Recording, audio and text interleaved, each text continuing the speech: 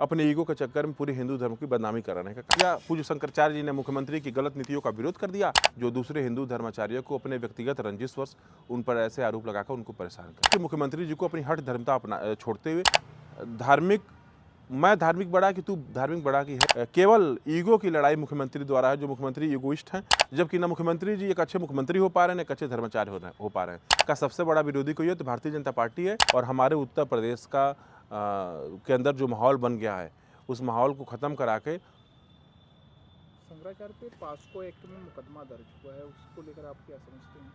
देखिए, ये किसी से छुपा हुआ नहीं है कि जिस तरीके से एक उत्तर प्रदेश के मुख्यमंत्री द्वारा एक धार्मिक व्यक्ति जो शंकराचार्य हैं उनको किस तरीके से पिछले कई वर्षों से परेशान किया जा रहा है। ये लड़ाई मैं धार्मिक बड़ा कि तू धार्मिक बड़ा की है, जिसमें एक धार्मिक व्यक्ति जिसको संवैधानिक अधिकार मिला है उसका उपयोग कर शंकराचार्य जी को परेशान कर रहे हैं। मेरा यह मानना है कि ऐसे कोई हिंदू वास्तव में सही हिंदू नहीं हो सकता जो दूसरे हिंदू धर्माचार्यों को अपने व्यक्तिगत रंजिशवश उन पर ऐसे आरोप लगाकर उनको परेशान करे।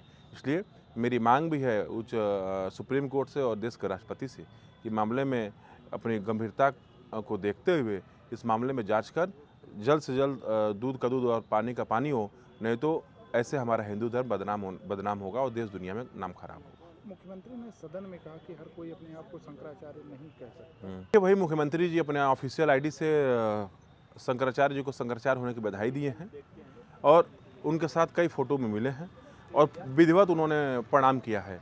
लेकिन आज चूँकि आपसी किसी विषय को लेकर टकराव हो गया, पूज्य शंकराचार्य जी ने मुख्यमंत्री की गलत नीतियों का विरोध कर दिया, तो आज मुख्यमंत्री जी उनको शंकराचार्य मानने से इनकार कर रहे हैं। तो मुझे लगता है कि मुख्यमंत्री जी को अपनी हठ धर्मता छोड़ते हुए, जहां उसी मुख्यमंत्री जी के 2 डिप्टी सीएम पूज्य शंकराचार्य जी से माफ़ी मांग रहे हैं, पूज्य शंकराचार्य से निवेदन कर रहे हैं कि ऐसा न हो, वहीं मुख्यमंत्री द्वारा ऐसा कहना मुझे नहीं लगता कि कहीं से न्याय संगत है। मुख्यमंत्री जी आज स्वयं ये मान बैठे हैं कि मैं ही मुख्यमंत्री हूँ, मैं ही सबसे बड़ा धर्माचार्य हूँ, जबकि न मुख्यमंत्री जी एक अच्छे मुख्यमंत्री हो पा रहे हैं, न एक अच्छे धर्माचार्य हो पा रहे हैं। मुझे लगता है कि मुख्यमंत्री जी को शंकराचार्य से माफ़ी मांगकर उनको सम्मान इज्जत के साथ सम्मान देना चाहिए, और नहीं तो इससे हिंदू धर्म की पूरी देश और दुनिया में बदनामी हो रही है। सरकार और सनातन के बीच में जो टकराव है, इससे आपको लगता नहीं सनातन धर्म का मजाक बन रहा है? नहीं, निश्चित तौर पर भारतीय जनता पार्टी, मुझे लगता है कि सनातन का सबसे बड़ा विरोधी कोई है तो भारतीय जनता पार्टी है। जिस तरीके से भारतीय जनता पार्टी ने हिंदुत्व का राग आलाप कर पूरे देश को गुमराह किया है, आज उसी तरीके से भारतीय जनता पार्टी ने शंकराचार्य जी का अपमान कर हिंदू धर्म को देश और दुनिया में कहीं न कहीं अपमान पहुँचाने का काम करिए, जिससे हमारा हिंदू धर्म जरूर देश और दुनिया में अपमानित महसूस कर रहा है। दूसरा सवाल ये है कि जब सरकार और महत्वपूर्ण पदों पे बैठे लोग धर्म के प्रति ऐसी दृष्टि रखते हैं, उसके बाद वही सरकार अपने आप को हिंदू हृदय सम्राट कहती है, ऐसे में क्या हो, समाज पे इसका क्या प्रभाव पड़ता है? मुझे लगता है कि सरकार को अपने सरकारी काम करना चाहिए। जहां सरकार को शिक्षा, स्वास्थ्य और रोजगार पर ध्यान देना चाहिए, वहीं सरकार के मुख्यमंत्री जो बार बार लगातार एक धर्माचार्य को, शंकराचार्य को, जो हिंदू धर्म का सर्वोच्च पद है, उसको अपमान करके ये महसूस कराना चाहते हैं कि हिंदू धर्म में सबसे बड़ा धर्मगुरु मैं ही हूँ, शंकराचार्य नहीं बड़े हो सकते। ये कहीं ना कहीं गलत है। जो हमारी परंपराएं हैं, जो हिंदू धर्म की मान्यताएं हैं, वो सबको मानना चाहिए। अगर आपको कहीं से संवैधानिक अधिकार मिल गया तो आप उसका दुरुपयोग कर बड़े धर्माचार्य को बदनाम करके इस तरीके से हिंदू धर्म का देश और दुनिया में नाम मत खराब करिए। शंकराचार्य सरकार के खिलाफ लगातार मुखर रहे हैं, कई मौक़ों पे उन्होंने कड़ा विरोध जताया है।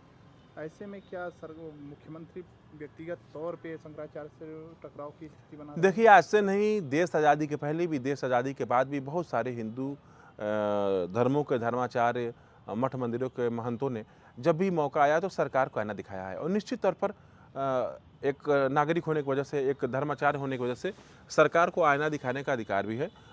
वक्त पे तमाम देश के प्रधानमंत्री और प्रदेश के मुख्यमंत्री ने भी धर्माचार्यों से अगर उनकी गलती तो माफ़ी मांगी, उनके शीश झुकाए और देश कैसे हमारा आगे बढ़े, प्रदेश कैसे आगे बढ़े, इसके लिए उनसे कहे कि हम आपके चरण में, आप हमें मार्गदर्शन प्राप्त करिए।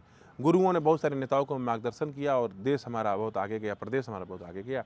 लेकिन आज के दौर में अगर किसी शंकराचार्य जी ने अगर सरकार को आईना दिखा दिया कि आपका काम गलत है, तो जिस तरीके से द्वेषपूर्ण शंकराचार्य जी के साथ काम किया जा रहा है, ये कहीं से भी जो हो रहा है ये ठीक नहीं है। इससे हमारी हिंदू धर्म, जिस हिंदू धर्म को लेकर भारतीय जनता पार्टी राजनीति करती है, वही भारतीय जनता पार्टी हिंदू धर्म का नाम लगातार खराब करती जा रही है। केंद्र और राज्य में भाजपा की सरकार है, क्या ऐसे में लगता नहीं कि केंद्र सरकार को आगे बढ़कर दखल देना चाहिए और मामले का एक सम्मानपूर्वक हल निकालना चाहिए? एकदम जो देश के प्रधानमंत्री जी शंकराचार्य जी का पैर छू के प्रणाम करते हैं, आशीर्वाद देते हैं। मैं प्रधानमंत्री जी से निवेदन करता हूं कि ऐसे मामलों में हस्तक्षेप करिए और हमारे उत्तर प्रदेश का के अंदर जो माहौल बन गया है उस माहौल को ख़त्म करा के और कहीं ना कहीं देश हमारा प्रदेश कैसे आगे बढ़े, देश कैसे आगे बढ़े, इसके बारे में विचार करें। आप केवल ईगो की लड़ाई मुख्यमंत्री द्वारा है, जो मुख्यमंत्री ईगोइस्ट हैं उनकी लड़ाई है कि हम अपने ईगो के चक्कर में रखकर हम नहीं मानेंगे कि कोई दूसरा हमसे बड़ा शंकराचार्य हो सकता है, धर्माचार्य हो सकता है। इसलिए केवल योगी जी एक छोटे से अपने ईगो के चक्कर में पूरे हिंदू धर्म की बदनामी कराने का काम